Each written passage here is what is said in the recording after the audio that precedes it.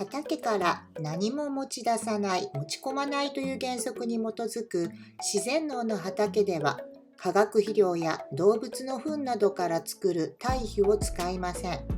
その代わりに畑の中に生えている草や木を活用して肥料になるものを作ります。草の活用法についてはいろいろあるのですが、まずは草木灰についてご紹介します。ではここで簡単に草木灰についてご説明します。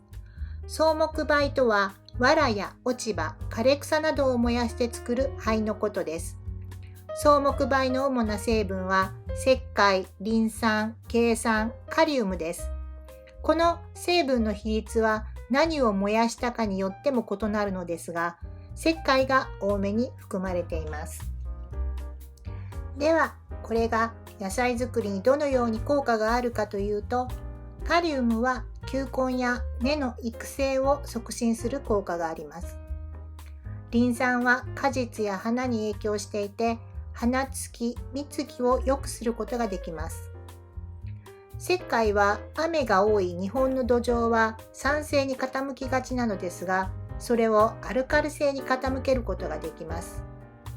多くの野菜や花は弱酸性または中性の土壌を好みます。土がアルカリ性になると虫も寄りつきにくくなるので虫対策にもなります。ではここから草木灰の作り方をご紹介します。まず草を刈ります。しばらくそのまま放置して草を乾かします。今回は1週間放置しました。今日は草木灰を作るつもりらしいので、先週いっぱい買った草をああいう風に集めてます。ペーターみたいやな。ほら。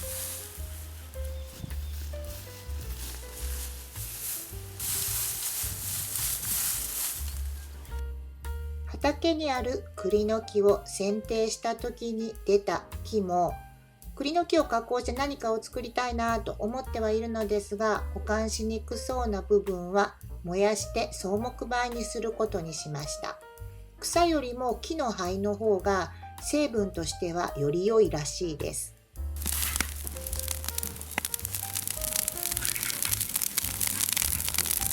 栗の木も燃やしました。燃やし終わったら水をかけて消火します。このまましばらく放置して草木灰の完成です。今日はすごく多かったので、こちらとこちらと2箇所で燃やしました。これが草木灰。こんな草があって大丈夫この畑って、自分も思うしそう思われると思うんだけど、こういう風にね草木灰を作ることを思うと草って全然足りないんですよね。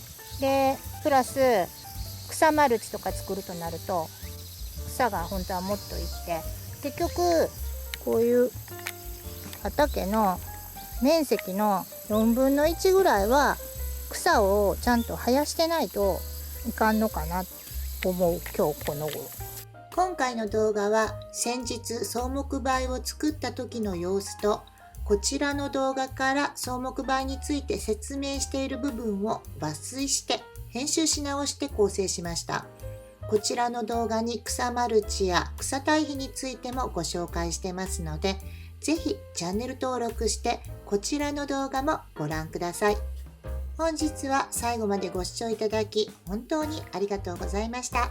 自然農法農園テロワールチャンネルご登録お願いします。また見てね。